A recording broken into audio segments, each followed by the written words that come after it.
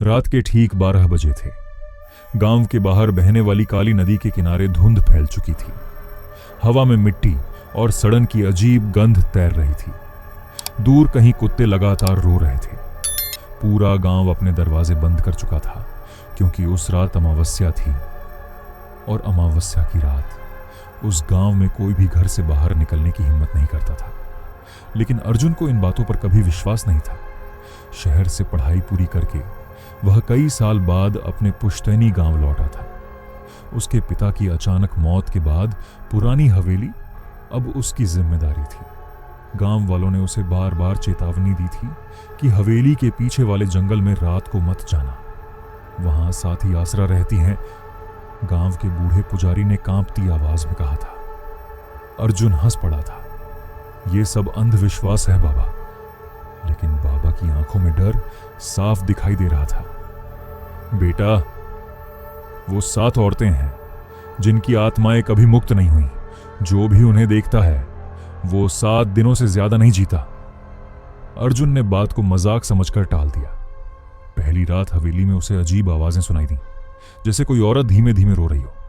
कभी पायल की छनछनाहट, कभी किसी के कदमों की आहट। मगर जब भी वह बाहर निकलता वहां कोई नहीं होता। तीसरी रात उसने पहली बार उन्हें देखा। हवेली के पीछे वाले सूखे कुएं के पास 7 औरतें सफेद साड़ी में खड़ी थीं। उनके लंबे काले बाल जमीन तक लटक रहे थे। चेहरों पर अंधेरा था, लेकिन उनकी आंखें लाल अंगारों की तरह चमक रही थीं। अर्जुन का गला सूख गया। उनमें से एक औरत धीरे धीरे उसकी ओर बढ़ी। तू वापस क्यों आया है? उसकी आवाज इंसानी नहीं थी, जैसे कई आवाजें एक साथ बोल रही हों। अर्जुन डर कर पीछे हट गया। कौन हो तुम लोग? औरत अचानक मुस्कुराई। उसकी मुस्कान कानों तक फैल गई। हम साथी आसरा हैं। अचानक हवेली की सारी खिड़कियां अपने आप खुलने लगीं। तेज हवा चलने लगी। कुएं से किसी बच्चे के रोने की आवाज आने लगी। अर्जुन भागकर अंदर चला गया और दरवाजा बंद कर लिया। लेकिन रात भर उसे छत पर किसी के चलने की आवाज आती रही। सुबह उसने गांव के सबसे बूढ़े आदमी दामोदर काका से बात की। काका ने कांपते हाथों से बीड़ी सुलगाई। ये कहानी आज से 50 साल पहले शुरू हुई थी। उन्होंने बताया कि गांव में 7 बहनें रहती थीं, बेहद सुंदर लेकिन गरीब। गांव का जमींदार उन पर बुरी नजर रखता था। एक रात उसने अपने आदमियों के साथ मिलकर उन 7 को हवेली में बंद कर दिया। उन्होंने बचने की बहुत कोशिश की, लेकिन अगले दिन हवेली में आग लग गई। 7 बहनें जिंदा जल गईं। मरते समय उन्होंने श्राप दिया, जिसने हमें जलाया उसकी हर पीढ़ी खत्म होगी। अर्जुन का दिल जोर से धड़कने लगा, क्योंकि वह हवेली उसी जमींदार की थी और अर्जुन उसी खानदान का आखिरी इंसान था। उस रात फिर वही आवाजें आने लगीं, लेकिन इस बार आवाज हवेली के अंदर से आ रही थी। अर्जुन ने टॉर्च उठाई और धीरे धीरे नीचे वाले बंद कमरे की तरफ बढ़ा। वह कमरा सालों से बंद था। दरवाजा अपने आप खुल गया। अंदर दीवारों पर जले हुए हाथों के निशान बने थे। कमरे के बीचों बीच एक पुराना आईना रखा था और आईने में अर्जुन अकेला नहीं था। उसके पीछे 7 औरतें खड़ी थीं। अर्जुन चीख पड़ा और पीछे मुड़ा, लेकिन वहां कोई नहीं था। फिर अचानक आईने के अंदर वाली औरतों ने एक साथ कहा, 7 दिन। आईना अपने आप टूट गया। अगली सुबह अर्जुन के शरीर पर जलने के निशान मिले, जैसे किसी ने गर्म हाथों से उसे पकड़ा हो। अब उसे विश्वास होने लगा था कि कुछ भयानक उसके पीछे पड़ चुका है। उसने गांव छोड़ने का फैसला किया, लेकिन जैसे ही वह बस स्टैंड पहुंचा, बस के शीशे में उसे वहीं 7 औरतें दिखाई दी। बस ड्राइवर अचानक चीखा और बस पेड़ से टकरा गई। सभी लोग बच गए, सिवाय ड्राइवर के। उसकी आंखें बाहर निकली हुई थीं और चेहरे पर डर जम चुका था। अर्जुन समझ गया, साथी आसरा उसे कहीं जाने नहीं देंगी। उस रात उसे सपना आया। 7 औरतें आग में जल रही थीं। वे चीख रही थीं। उनके हाथ अर्जुन की ओर बढ़ रहे थे। हमें न्याय चाहिए। अचानक अर्जुन की नींद खुल गई। उसने देखा कि उसके बिस्तर के चारों ओर गीली मिट्टी फैली हुई थी और मिट्टी पर 7 पैरों के निशान बने थे। अब हवेली का माहौल बदलने लगा था। दीवारों से रात में खून रिश्ता दिखाई देता। कभी रसोई में किसी के हंसने की आवाज आती, कभी खाली कमरों में चूड़ियों की खनक। एक रात अर्जुन ने देखा कि हवेली के आंगन में 7 औरतें गोल घेरा बनाकर खड़ी हैं। बीच में आग जल रही थी। आग में किसी इंसान का शरीर था, और जब अर्जुन ने ध्यान से देखा, वो शरीर उसी का था। अचानक 7 औरतों ने अपनी गर्दन उसकी ओर घुमा दी। उनके चेहरे पूरी तरह जले हुए थे, त्वचा पिघल कर लटक रही थी। एक औरत बोली, 7वां दिन करीब है। अर्जुन डर के मारे बेहोश हो गया। सुबह जब उसकी आंख खुली तो उसने देखा कि उसके कमरे की दीवार पर खून से लिखा था, पाप का अंत जरूरी है। अर्जुन अब पूरी तरह टूट चुका था। उसने गांव के पुजारी से मदद मांगी। पुजारी उसे जंगल के बीच बने एक पुराने मंदिर में ले गए। वहां मां काली की टूटी मूर्ति थी। पुजारी ने कहा, साथी आसरा को केवल सच शांत कर सकता है।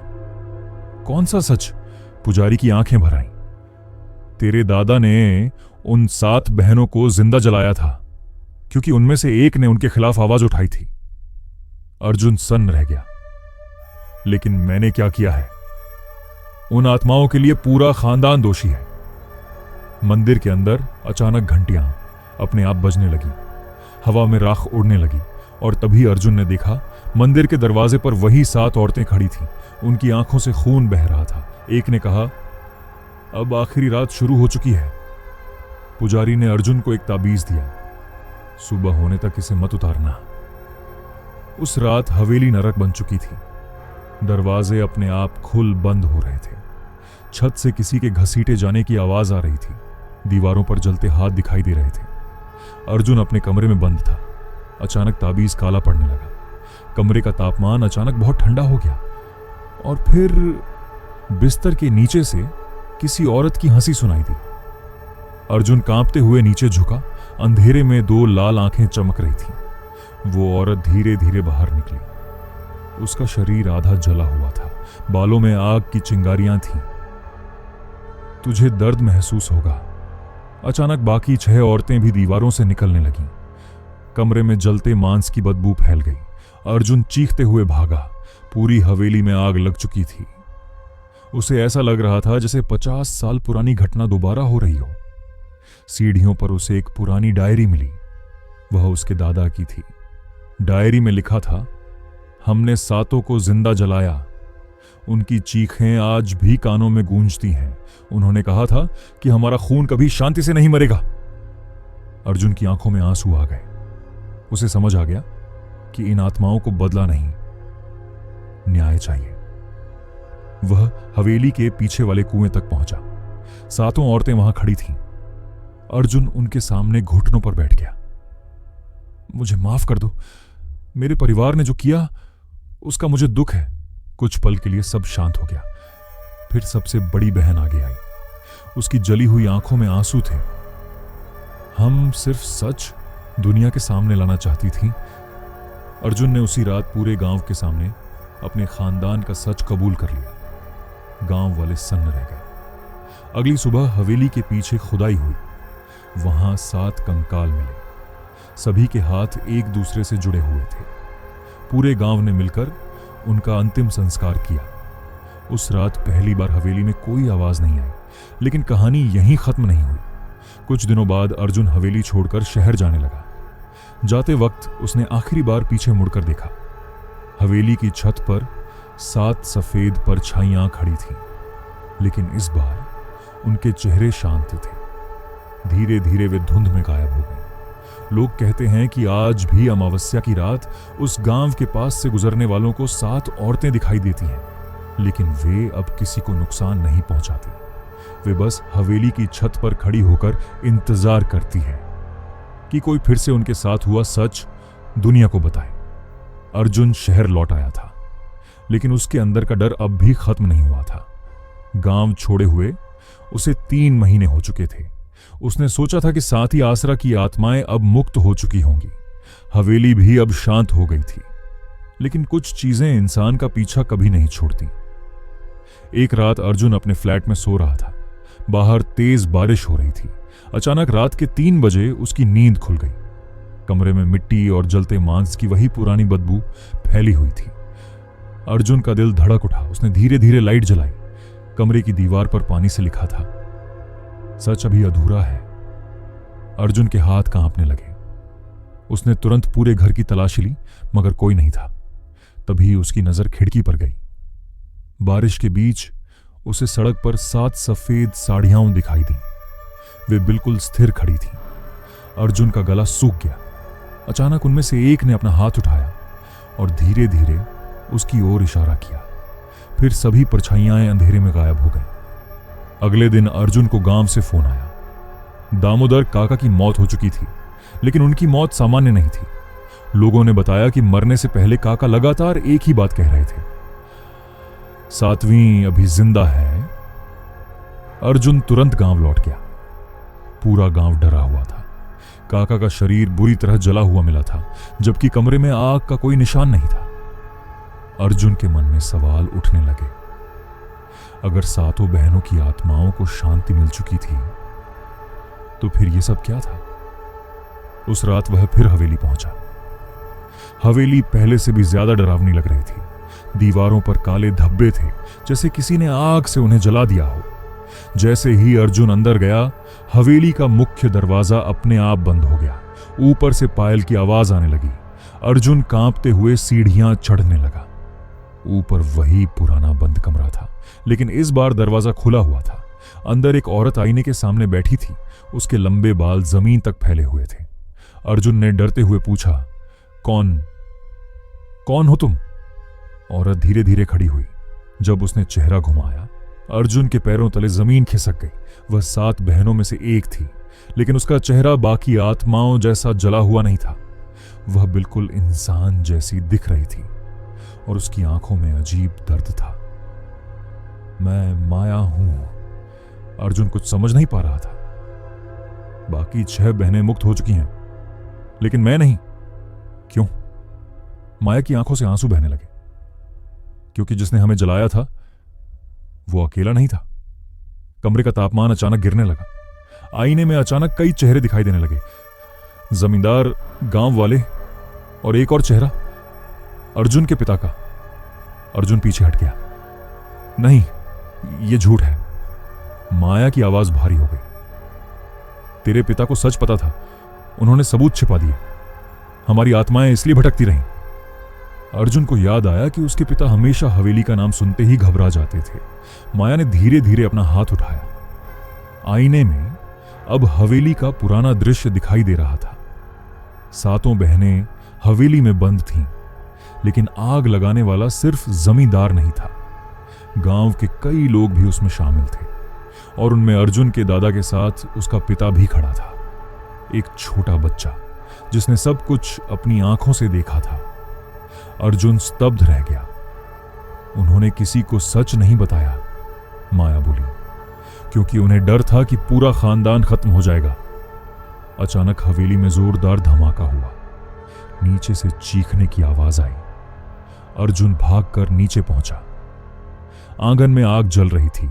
उस आग के बीच दामोदर काका खड़े थे, लेकिन उनका शरीर आधा जला हुआ था। उनकी आंखें पूरी तरह सफेद थीं। उन्होंने डरावनी आवाज में कहा। अर्जुन पीछे हटने लगा। तभी काका अचानक हवा में लटक गए और उनका शरीर राख बन गया। पूरा आंगन राख से भर गया। माया धीरे धीरे उसके पीछे आकर खड़ी हो गई। जब तक सभी गुनहगारों का सच सामने नहीं आएगा, साथ ही आसरा कभी शांत नहीं होंगी। अर्जुन टूट चुका था। मैं क्या करूं? माया ने हवेली के तहखाने की ओर इशारा किया। वहां वो सबूत छिपे हैं जो तेरे पिता ने दबा दिए थे। अर्जुन कांपते हुए तहखाने में उतरा। नीचे घना अंधेरा था। दीवारों से पानी टपक रहा था। तभी उसे एक पुराना लकड़ी का बक्सा मिला। उसने जैसे ही बक्सा खोला, अंदर 7 चूड़ियां, कुछ जले हुए कपड़े और एक पुरानी वीडियो कैसेट थी। साथ में एक खत रखा था। खत अर्जुन के पिता ने लिखा था, अगर कोई ये पढ़ रहा है तो समझ लो कि साथी आसरा लौट चुकी हैं। हमने बहुत बड़ा पाप किया था। उन 7 लड़कियों को डायन बताकर गांव वालों ने जिंदा जला दिया, लेकिन असली वजह उनकी जमीन थी। अर्जुन की आंखें फटी रह गईं। मतलब पूरा गांव इस अपराध में शामिल था। तभी तहखाने का दरवाजा अपने आप बंद हो गया। चारों तरफ औरतों की चीखें गूंजने लगीं। अचानक अंधेरे में 7 जोड़ी लाल आंखें चमकने लगीं। माया की आवाज आई।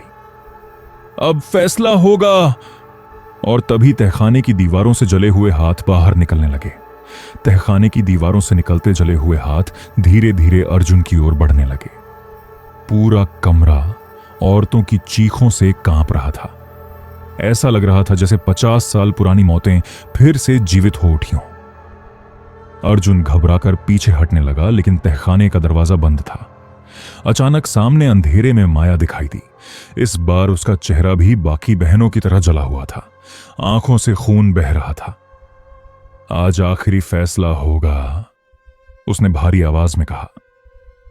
अर्जुन कांपती आवाज में बोला, मैंने कुछ नहीं किया, फिर मुझे क्यों सजा मिल रही है? माया चीखी, क्योंकि पाप सिर्फ करने वाला नहीं, छिपाने वाला भी दोषी होता है। तभी तहखाने की दीवारें बदलने लगीं। अर्जुन के सामने पुराना दृश्य उभर आया। पूरा गांव हवेली के बाहर खड़ा था। सातों बहनों को रस्सियों से बांधकर अंदर फेंका जा रहा था। लोग उन्हें डायन कहकर पत्थर मार रहे थे। उनमें अर्जुन के दादा सबसे आगे थे और सबसे पीछे दामोदर काका भी खड़े थे। अर्जुन की सांस रुक गई।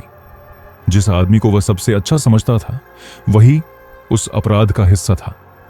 माया की आवाज गूंजी, पूरे गांव ने मिलकर हमें मारा था, फिर हमारे नाम से झूठी कहानियां बनाई गईं ताकि कोई सच तक न पहुंच सके।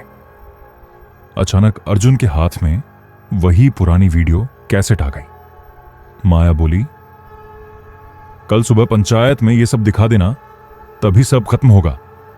तभी अचानक तहखाने में आग लगने लगी। जले हुए हाथ अर्जुन के पैरों को पकड़ने लगे। सातों आत्माएं एक साथ चीखीं, अगर सच नहीं बोला तो पूरा गांव जलेगा। अर्जुन किसी तरह तहखाने से बाहर भागा, लेकिन बाहर निकलते ही उसने देखा कि पूरी हवेली फिर उसी पुरानी आग में जल रही है।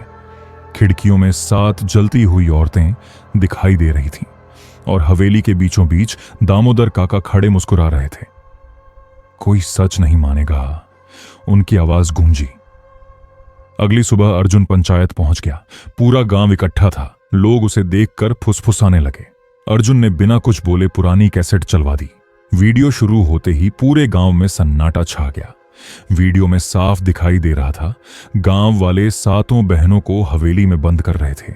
उनकी चीखें सुनाई दे रही थीं और सबसे आखिर में दामोदर काका आग लगा रहे थे। पूरा गांव डर से कांप उठा। कुछ बूढ़े लोग रोने लगे। तभी अचानक आसमान काला पड़ गया, तेज हवा चलने लगी और पंचायत के बीच 7 सफेद परछाइयां दिखाई दी। साथी आसरा, इस बार उनका रूप पहले से भी ज्यादा भयानक था। उनके शरीर आग में जल रहे थे, आंखों से खून बह रहा था। पूरा गांव चीखते हुए भागने लगा, लेकिन माया ने हाथ उठाया और अचानक सब रुक गया। सिर्फ हवा की आवाज सुनाई दे रही थी। माया धीरे धीरे गांव वालों के सामने आई। आज तुम्हारे झूठ खत्म होंगे। तभी दामोदर काका की आत्मा वहां प्रकट हुई। उनका चेहरा डर से भरा हुआ था। मुझे माफ कर दो, वे रो पड़े, लेकिन बाकी 6 आत्माएं एक साथ चीख उठी। जब हम जल रहे थे तब दया कहां थी? अचानक जमीन फटने लगी, आग की लपटें निकलने लगीं। पूरा गांव कांप उठा। अर्जुन समझ गया कि अगर अब कुछ नहीं किया गया तो सब खत्म हो जाएगा। वह माया के सामने घुटनों पर बैठ गया। बस करो, उन्हें सजा मिल चुकी है। अगर तुम इसी नफरत में बंधी रही तो कभी मुक्त नहीं हो पाओगी। माया की आंखों में आंसू आ गए। बाकी 6 आत्माएं धीरे धीरे शांत होने लगीं। अर्जुन ने पूरे गांव के सामने हाथ जोड़ दिए। आज से इस गांव में इनके नाम का मंदिर बनेगा। हर साल इनकी याद में पूजा होगी और दुनिया सच जानेगी कि ये डायन नहीं, बेगुनाह थीं। कुछ पल के लिए सब शांत हो गया। फिर अचानक माया मुस्कुराई। पहली बार उसके चेहरे से जलने के निशान गायब होने लगे। बाकी 6 बहनों के चेहरे भी सामान्य हो गए। अब वे डरावनी नहीं लग रही थीं, सिर्फ दुखी। माया ने अर्जुन की ओर देखा। सच ही मुक्ति है। धीरे धीरे 7 आत्माएं रोशनी में बदलने लगीं। हवा में उनकी आवाज गूंजी, अब हम मुक्त हैं। और अगले ही पल वे आसमान में गायब हो गईं। आसमान साफ हो गया, हवा रुक गई। पूरा गांव घुटनों पर बैठ गया।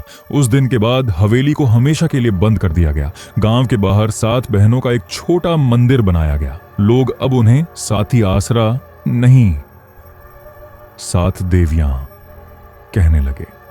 लेकिन आज भी अमावस्या की रात कुछ लोग दावा करते हैं कि हवेली की छत पर 7 सफेद परछाइयां दिखाई देती हैं।